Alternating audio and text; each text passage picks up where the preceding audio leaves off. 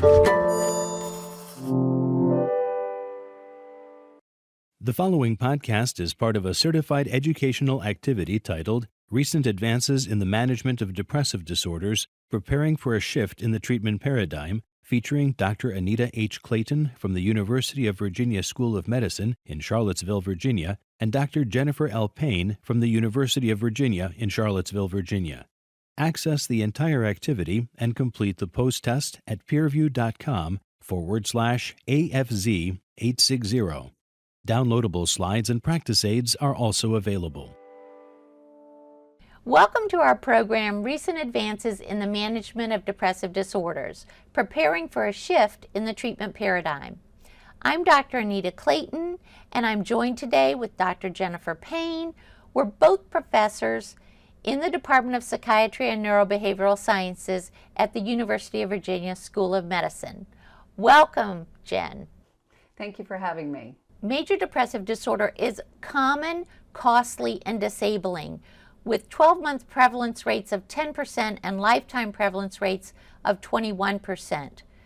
There are huge direct and indirect costs of over $200 billion annually, and it is a leading cause of disability throughout the world.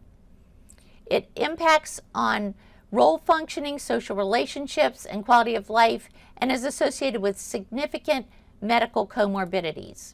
Postpartum depression is actually the most common complication of giving birth. Postpartum symptoms occur in up to 13% of all live births in the United States in the general population. However, women with a history of postpartum depression are much more likely to experience postpartum depression with other births. Untreated postpartum depression increases the risk of behaviors that can affect the pregnancy as well as the mother, including suicide, relationship difficulties, addictive behaviors, and neglectful parenting behaviors.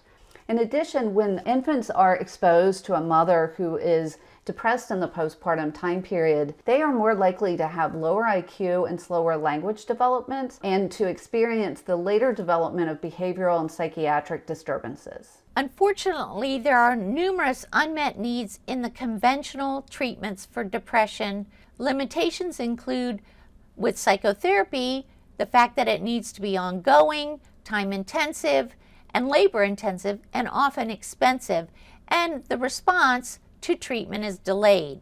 With the common antidepressants like SSRIs and SNRIs, you also have a slow therapeutic response, and unfortunately, response and remission rates are suboptimal. And there are a lot of significant adverse effects that are associated with these treatments, like sexual dysfunction, weight gain, and sleep disruption. So Anita, let's talk about our first patient case, Usma. Usma is a 27-year-old married woman who recently gave birth to her second son. She works as the director of a local art museum, and her first son is 3 years old. She has a history of a major depressive episode at the age of 18 that responded to fluoxetine, and a history of postpartum depression after the birth of her first son. That depression, though significant, was not treated for 6 months, and Usma felt that she had difficulty bonding with her son, though this has resolved by now. She was again treated with fluoxetine, and though she recovered, she did not fully recover until 3 months after starting treatment. She presents now to her psychiatrist with low mood, crying spells, difficulty sleeping, significant anxiety about the health of the baby, and intermittent thoughts that her family would be better off without her. She also has thoughts that she's a bad mother and that she was not meant to have children. She stopped the fluoxetine for pregnancy and is not currently taking any medications. An Edinburgh Postnatal Depression Scale, or EPDS score, was 23. So Jen, do you think discontinuation of the fluoxetine for the pregnancy led to recurrence of depressive symptoms? I think it's highly likely. So we know that when women stop their antidepressants for pregnancy, there's about a 70% relapse rate with depression either during pregnancy or in the postpartum time period. Women can actually take medications during pregnancy, but many are uncomfortable doing so and will discontinue for pregnancy. And this leads to a high relapse rate both during pregnancy and postpartum. And the unfortunate thing is that the baby is then exposed to the depression and often a second medication. Our second patient case is Sarah. Sarah is a 40-year-old woman who has had several major depressive episodes since high school, including one after the birth of her now 19-year-old daughter. She did not receive antidepressant therapy until 5 years ago, at which time she received paroxetine and then duloxetine. And she was taking bupropion XL 450 milligrams a day, buspirone 30 milligrams twice daily, and levothyroxine 137 micrograms daily when her symptoms increased 18 months ago. She reports feeling down, depressed, and lethargic, and finds it difficult to initiate and complete tasks. She's been attending classes but took a leave for medical reasons prior to starting nursing school due to feeling like she was in a fog, being easily distracted, feeling inadequate and like a failure, and significant fatigue, which she relates to her sleep being broken by 3 hours each night. She's overeating what she calls comfort food, feels tense and anxious, and has lost interest in most activities. Her PHQ-9 score was 18, scoring 2 or 3 for all items except bradykinesia hyperactivity and being better off dead. So Anita, I have two questions. Why did she only receive treatment 5 years ago? She's a little bit granola and was thinking maybe she didn't need medications. She's had brief encounters with regard to psychotherapy prior, but no consistent therapy and not CBT. Okay, and she's taken several different antidepressants. Did she have a response to those medications and then lose it, or was she intolerant of the other medications? So the paroxetine and the duloxetine were serial monotherapy, and she really didn't have an efficacious response. I don't know what the dose was, but obviously she was started then on bupropion, increased to really its maximum, and then had an augmenting strategy added. And she was also found to be hypothyroid, but that didn't make a difference in terms of depressive symptoms. Nothing specific happened 18 months ago that you might have thought would be a situational stressor leading to depression. So it sounds like she is not getting optimal responses so far. Correct.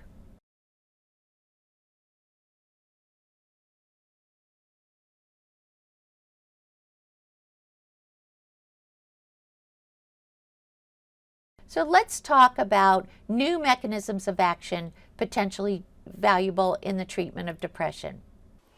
Sure. So let's talk about the role of GABA in the neurobiology of depression. So the GABA system is the major inhibitory signaling pathway of the brain and the central nervous system. And there's both direct and indirect evidence that the GABA system plays a role in the development of depression. And you can see them there on that slide. In addition, GABA plays a prominent role in controlling the HPA axis, which regulates stress. And we know that stress is frequently a trigger for a depressive episode. And as you can see here, decreased GABA signaling in the anterior cingulate cortex is associated with an abnormal stress response. And the thinking is that this may lead to depression in susceptible individuals. So GABA is a neuroactive steroid, and of course it has a binding site on the GABA-A receptor. If you look here to the left, you can see the synaptic binding sites for GABA and neuroactive steroid effects at extrasynaptic binding sites. Benzodiazepines are binding at the synaptic receptors, and when that happens, we see a change in the configuration of the ionophore. There are 5 subunits that can make that change, and that leads to influx of ions. The benzodiazepines don't bind to the extrasynaptic binding sites, but neuroactive steroids over here on the right do bind to those sites. That in fact leads to tonic function or sustained kind of effects at maintaining the open ionophore and therefore inhibition. Whereas benzodiazepine binding sites really only have very short-term phasic effects. So let's turn now to the role of allopregnanolone in the pathophysiology of postpartum depression. When a woman is pregnant, There are a number of hormones that rise chronically throughout pregnancy and then fall precipitously at the time of birth. These include estrogen and progesterone, but just as important, it includes allopregnanolone.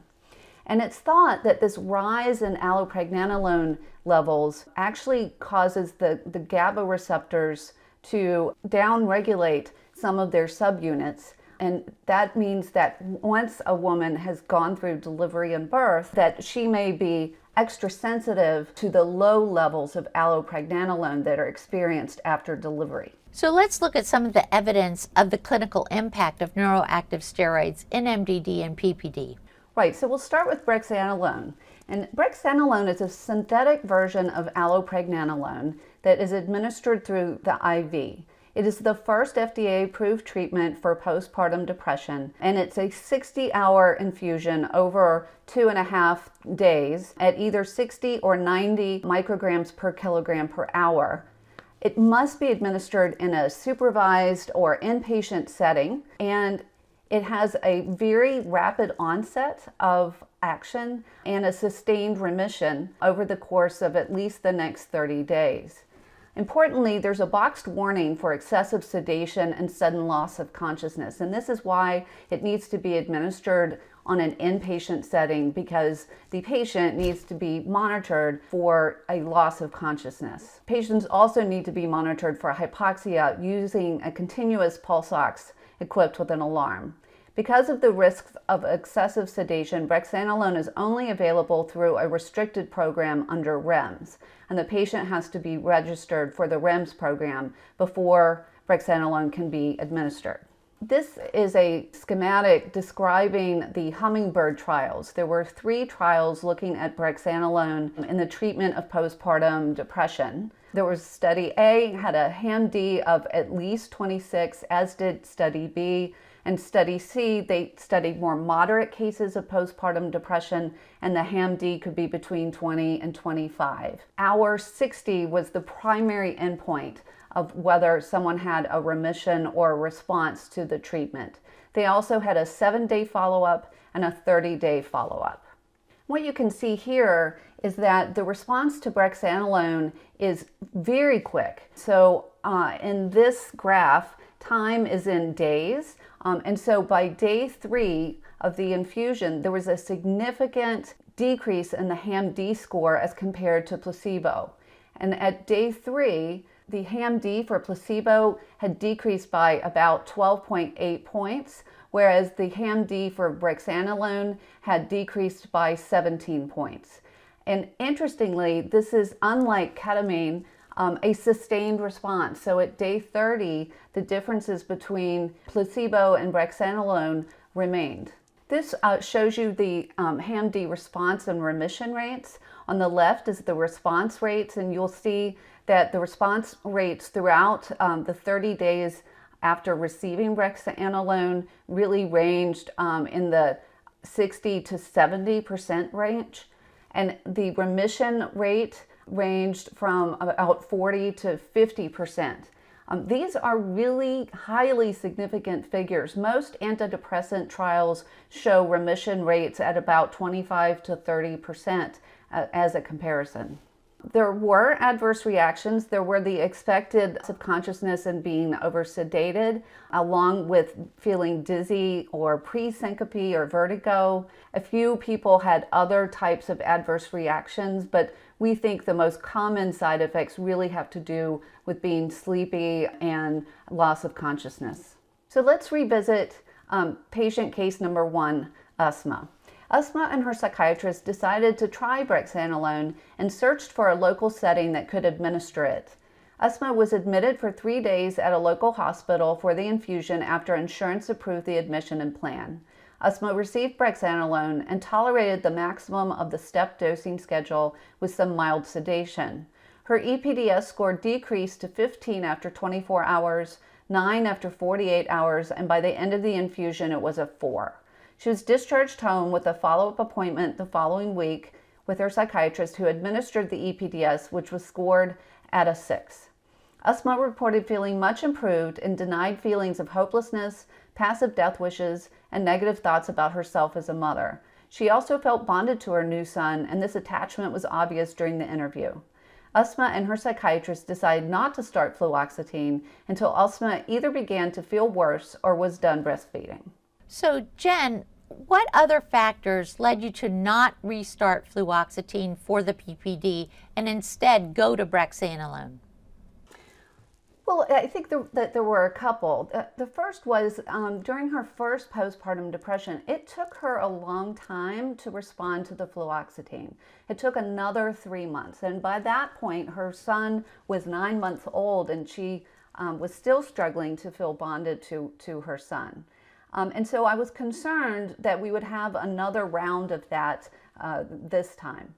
Also, Brexan Alone was available locally, and so it was an option, and her EPDS score was pretty significantly high, and so I felt that she qualified for the Brexan Alone treatment. Did her passive thoughts of death influence you at all? That's a very good point, absolutely. And I think what was just as concerning, if not more so, was her thoughts that she was not meant to be a mother. She was not delusional, but I felt like she was moving down the pathway of becoming convinced that she was not good for her family, and I was worried that she would act on those thoughts. And was she breastfeeding? And if so, how long did you pause it or have her pump and dump? So we did pause it during the infusion, and we instructed her to pump and dump for 4 days as is recommended. I did not follow up on whether she did that or not, but she's a pretty conscientious patient, so she probably did.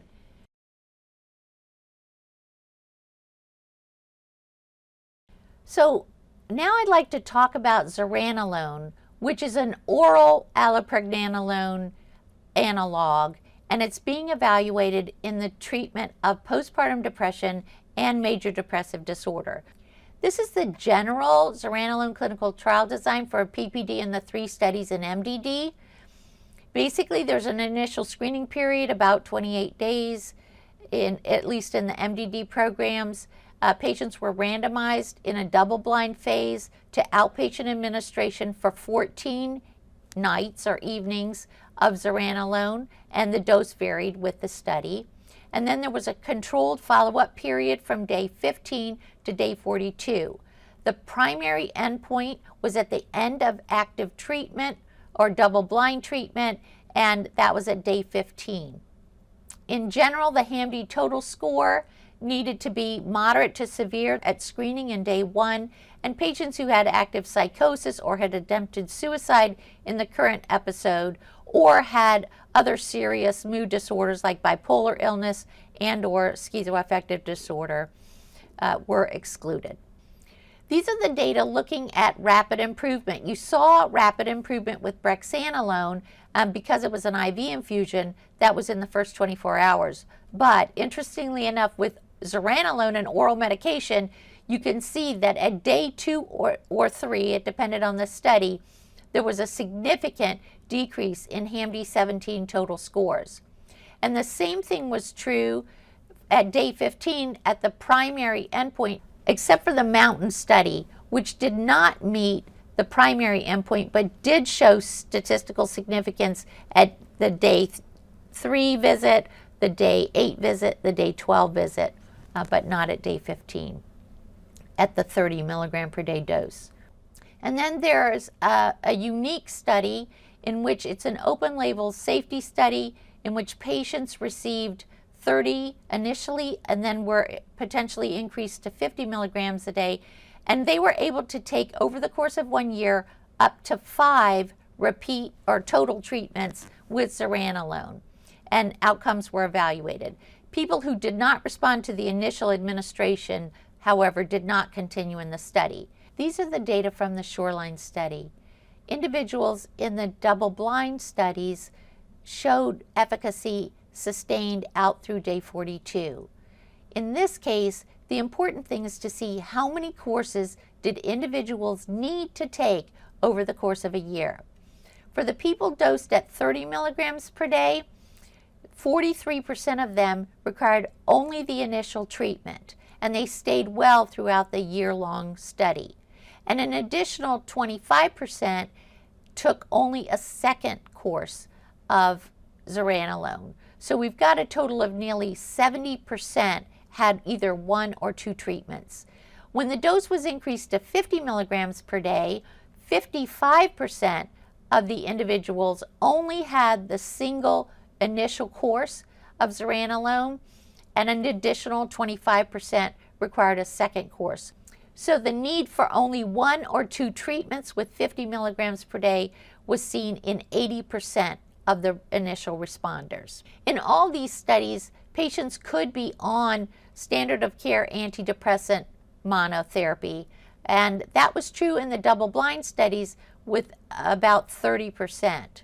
So let's turn now to the CORAL study. This study was attempting to answer the question of if there was benefit to starting an antidepressant, a standard antidepressant, along with Zoranolone at the beginning of treatment.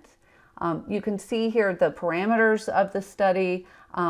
The participants had to have a HAM-D17 score of at least 24, so at least moderate to severe depression, and they were randomized to receiving either Zoranolone or placebo, and their doctor could start them on a standard antidepressant treatment, including sertraline, citalopram, duloxetine, and desvenlafaxine.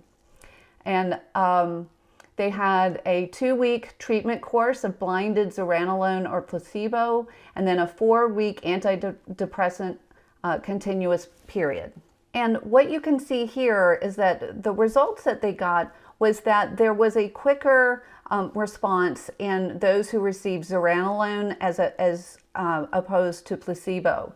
So at day 3, those who received Zoranolone had an almost 9-point drop in their HAM-D score compared to a 7-point drop with placebo. However, these results were not sustained at day 15 at the end of the treatment. So what this shows is that you can get a quicker response to an antidepressant treatment with starting Zoranolone at the same time. But over time, that response is not more than what the response would be expected to be with the antidepressant treatment. They did note, however, that patients with elevated anxiety seem to respond more to the Zoranolone. So you can see on the left, in patients who had major depression with elevated anxiety, they had a steeper and stronger drop in their HAM-D scores with Zoranolone as compared to placebo. Whereas on the right, patients who only had major depression and did not have elevated anxiety essentially had a similar to placebo response over the course of the study. So this approach may be particularly helpful for patients who have both major depression and significant anxiety symptoms. One of the things that's really critical to look at is quality of life data or functional outcomes. And the SF36, which is a commonly used questionnaire to look at quality of life, was used in these studies. It's normally been used in a lot of medical studies, and that's partly because it has 4 questions that relate to physical components and 4 questions that relate to mental components. Looking at the graph on the left, at day 15, which was the primary endpoint, all 4 of the mental components and 2 of the 4 physical components were significantly better with Zoranolone versus placebo. Now these are pooled data across the 3 MDD studies and 1 PPD study. But this is pretty dramatic. We often think that functional impairments take much longer to improve, and that wasn't true. We saw early improvements, and one that was particularly critical to patients was vitality. The results at day 42 were even more impressive, where literally all 8 domains were significantly better with Zoranolone than with placebo. So we might get a quick response not only in depressive symptoms, but also in improving functional impairments. So Anita, I have not actually used this scale before. Does it actually measure effort? Because I have a lot of patients who, even though that they're depressed, will still go to work and try their best to take care of things. And it's a huge effort for them to do that. So none of the scales looking at quality of life really measure effort directly. I think it's critical. I ask my patients about it myself all the time. But the vitality domain on the SF36 is helpful in looking at that. If your vitality is low, you don't have the energy. You are exhausted. You are unable to do things, initiate things, make it happen. And with an improvement in vitality, what the patients are saying is, I can do it, I am doing it, and it's not requiring effort on my part. I will say that the physical components are interesting as well, though, because sometimes those are aches and pains and things like that that people have with depression may impact on their physical role or their physical functioning, and there's a measure for bodily pain. In general, in these studies, patients who had significant medical comorbidities were not allowed in, and yet you still see improvement even at day 15 in the physical components of this. And they actually improved basically to the population norms for all the physical functioning and also for vitality. Zoranolone is safe and well tolerated as well. Fewer than 5% of individuals discontinued because of adverse effects in the major depression trials, and about 6.5% of patients in the 50 milligram arm of the Shoreline study discontinued treatment because of an adverse event over a 1-year period. This is an extremely low rate when you look at a study that is that long. And the most common adverse events are things like headache, dizziness, somnolence, sedation, nausea, sometimes and diarrhea, and occasionally insomnia. And very few serious adverse events were reported in each trial. The highest number was seen in the Shoreline study because it was a year-long study. So Anita, how do you think these side effects compare to our standard treatments for things like weight gain? So, but at least in part because it's only a 14-day course, you don't have the persistent, ongoing, chronic daily use that might contribute to things like weight gain, unless the person is also taking concomitant standard of care antidepressant therapy. I think the same thing is true for sexual dysfunction. We did look at sexual dysfunction in the Mountain study using the Changes in Sexual Function questionnaire, and it did not differ from placebo. I think also looking at something when you're considering a year-long therapy, like in Shoreline, things like weight gain is more likely to occur if you were taking a standard antidepressant, or if you might potentially have sexual dysfunction that would be persistent or require an antidote to be added or to have discontinuation or switching to something else. And that's really not a factor with Zoranolone because its course is so brief. Or if it's repeated, it really is only going to need to be repeated at most once after the initial response in 70 to 80% of the people, depending on the dose. I think a lot of our patients are going to be attracted to the idea of fewer long-term side effects and also not taking a medication on a daily basis. Yeah, I think the convenience factor is also pretty important. I agree. There are some other neuroactive steroid GABA-A receptor positive allosteric modulator medications under development.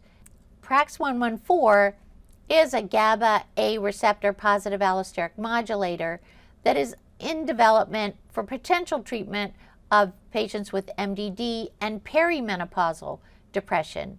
There are 2 studies that are ongoing. One is a phase 2 study with dose ranging from 10 to 20 to 40 to 60 milligrams, and it includes patients receiving adjunctive treatments to a standard of care antidepressant and an inadequate response to that treatment, and was recently expanded to include patients not on standard of care antidepressants and to receive monotherapy alone.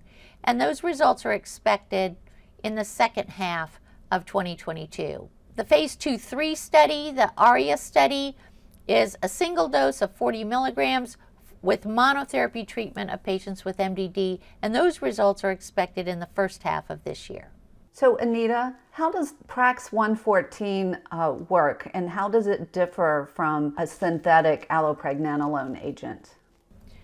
So it is a neuroactive steroid GABA-A receptor positive allosteric modulator, much like Brexan Alone and Zoranolone.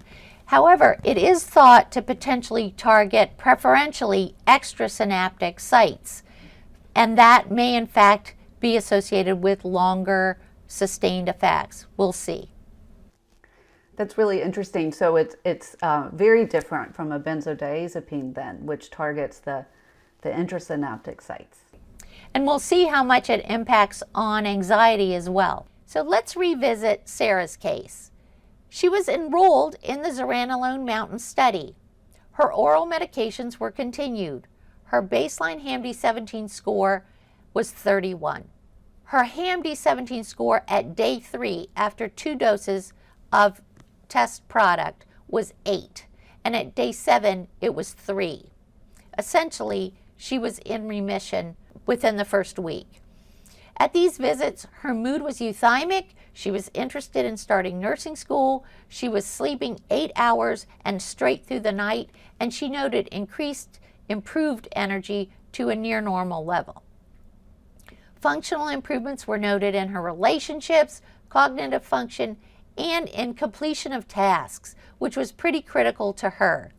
She denied adverse events except sedation after dosing, which she actually felt was a positive because it was associated with more restful sleep. And she had some headaches initially, but this side effect resolved.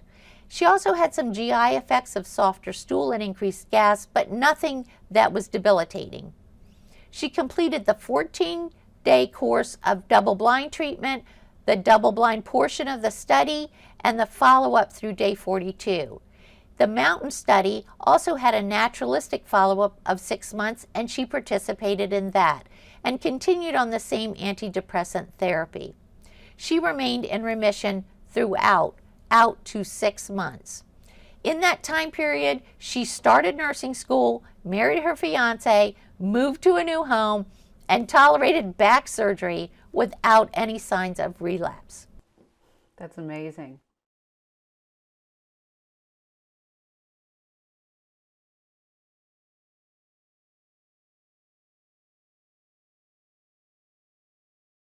So Anita, where do you think this area of psychiatry is going to go? Do you think we're going to be using these agents as monotherapy, as adjunctive treatments, both? So neither Brexan Alone or Zoranolone were tested in standard treatment-resistant depressive patients. So these are patients who may, because of their insurance, be required to try some standard of care antidepressants first.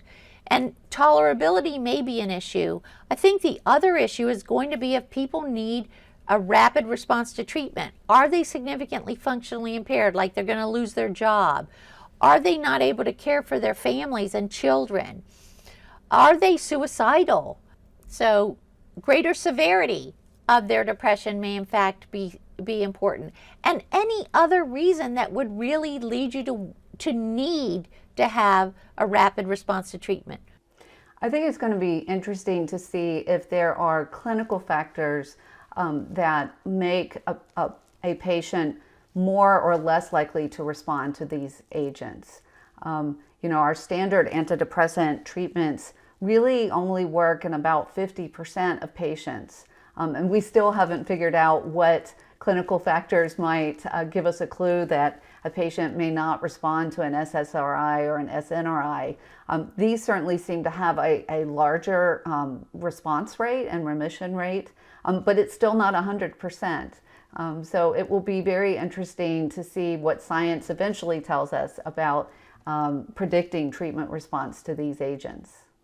I do think we can trace it back to the potential etiology of the depression, because you could have several factors. You could have an inflammatory process, you could have diminished GABA function, you could have problems related to your neuroactive steroids that are going to contribute to particular symptoms perhaps, and therefore particular people may respond better to treatments that target those. It might be particularly effective in patients with elevated anxiety, which is common in patients with depression and is associated with a more prolonged and severe disease course and poor response to monoaminergic antidepressant therapy. Clinically, I have one final thought. I think what is exciting about this line of research and development is that you can give intermittent treatments and they rapidly respond. Clinically, it seems to me that when patients have gone for long periods of time without responding to an antidepressant or even not being treated, so that they've been depressed for a long period of time, it's like their brain is less plastic. And I think it will potentially become more urgent that we get patients identified and treated rapidly with these agents that act rapidly. So I think that there's a lot of interesting research questions coming down the pipeline for these agents. Thank you for listening. Download materials and complete the post-test for instant credit at peerview.com/AFZ860. This activity is supported by an educational grant from Sage Therapeutics and Biogen. This activity is certified by Medical Learning Institute, Incorporated. This activity is developed with our educational partner, PVI, Peer View Institute for Medical Education.